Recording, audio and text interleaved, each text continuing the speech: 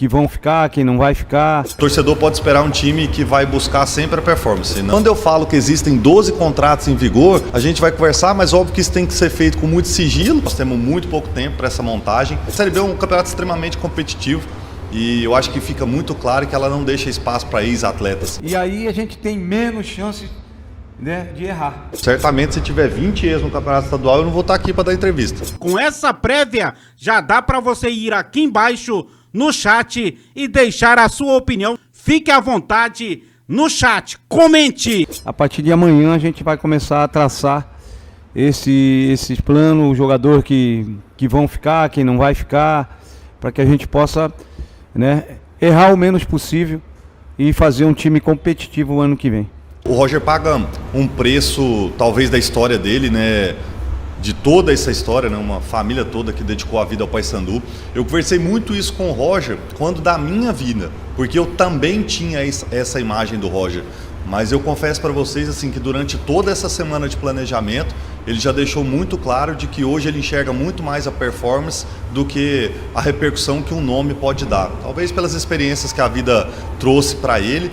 E quem conhece meu trabalho sabe, né? Tive 2 anos à frente da gestão de futebol do Paysandu e nunca foi a maneira como eu geri o clube. Então, o torcedor pode esperar um time que vai buscar sempre a performance, e não nomes. Então, se a gente conseguir atrelar um bom nome a uma boa performance, a gente vai fazer isso. Mas eu acho que não é... A Série B é um campeonato extremamente competitivo e eu acho que fica muito claro que ela não deixa espaço para ex-atletas. Então a gente precisa de trazer atletas que estejam no ápice do seu rendimento, e é isso que a gente vai tentar fazer nesse processo de contratação. Nem todo mundo tem conhecimento. Então a Lei Pelé, ela é extremamente protecionista ao atleta. Então a partir do momento em que o atleta tem um contrato assinado, é responsabilidade do clube cumprir esse contrato.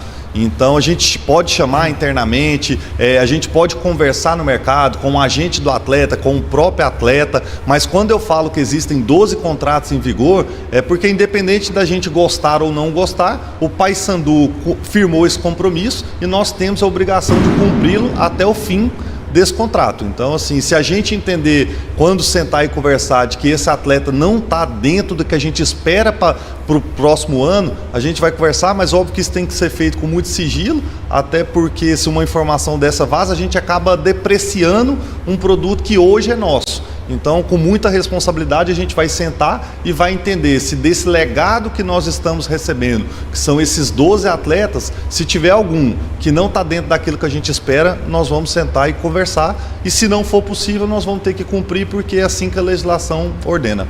Eu não me preocupei muito com isso, até porque eu não era ainda o treinador para 2025. Hoje eu tive essa confirmação. Então, a partir de hoje, a gente vai começar a pensar mais. Claro que eu tenho isso na minha cabeça, mas não queria externar isso, né, depois de um jogo. Acho que não é uma coisa muito sadia eu fazer isso. Vamos esperar, vamos conversar e aí sim depois passar para vocês. Olha, é muito importante a gente ter no grupo jogadores que façam mais de uma função. Mas claro que na hora de contratar, ele conhecia da posição, e mesmo a gente tendo especialista na posição, não eram jogadores altos.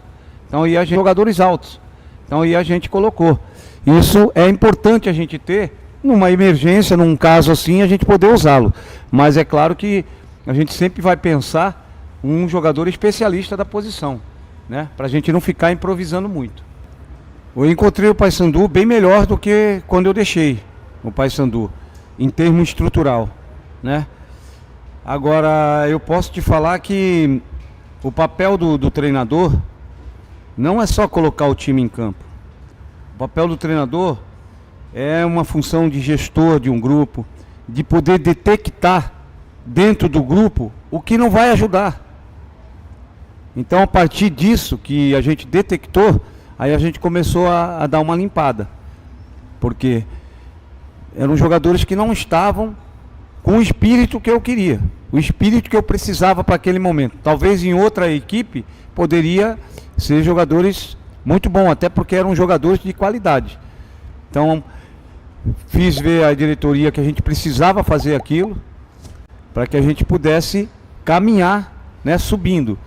mesmo depois de uma vitória contra a Chapecoense, a gente encontrou ainda um pouco, eu e Felipe, encontramos um pouco de resistência para a gente fazer isso, mas era necessário. A gente fez os nossos dirigentes entenderem que era necessário, e a partir daquilo o nosso grupo se uniu mais. Ali nós começamos a ser realmente uma equipe. Quando nós vencemos o Guarani, se você lembrar do jogo, eu tive que fazer 2 substituições no vestiário.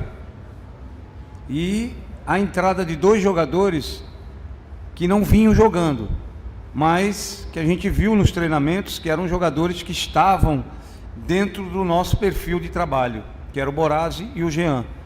E aí nós conseguimos vencer aquela partida que foi muito difícil. O Guarani vinha de um momento bom com a Lanhal, tinha conseguido algumas vitórias. E começamos a fazer os jogadores acreditar que a Curuzu é a nossa casa, que ali a gente teria muito mais chance de vencer os adversários. E foi assim no ano de 2022, quando eu estive aqui. Foi 2022, né? 2022, quando eu estive aqui, foi assim praticamente o ano todo. Nós perdemos muito poucos jogos dentro da Curuzu. E o jogo que nós perdemos na Curuzu foi para o Sport, talvez foi uma das melhores partidas que a gente jogou. Não merecíamos aquele resultado. E aconteceu, né? Nós vencemos jogos ali com 10 homens. Não é fácil.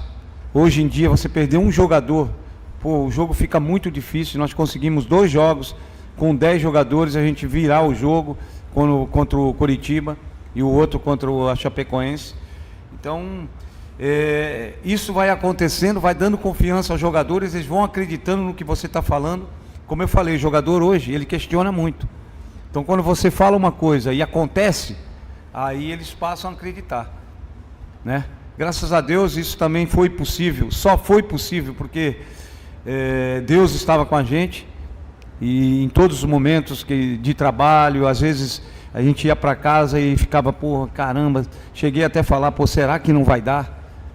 Né? Mas aí eu tive, até ontem eu conversei, porque a gente faz uma reunião na nossa concentração com o pessoal, a gente lê a palavra de Deus, não é religião nem nada, mas a gente lê um pouco a palavra. E quando eu cheguei no hotel, eu abri a minha Bíblia assim, e ela caiu bem justo no Salmo 23. E estava escrito lá: o Senhor é meu pastor e nada me faltará. Aí eu falei, pô, mas se Deus está falando isso para mim, quem sou eu para não acreditar, cara? Vai dar certo. Falei para o meu filho, vai dar certo. Espere em Deus que vai acontecer. Trabalhando e esperando que as coisas acontecessem. E pode ter certeza, muitos jogos que nós vencemos, foi a mão de Deus que estava ali, cara. Algumas substituições, porque às vezes quando a gente faz uma substituição que dá certo, aí vocês comentam, nossa, essa substituição foi sensacional, foi demais, virou o jogo.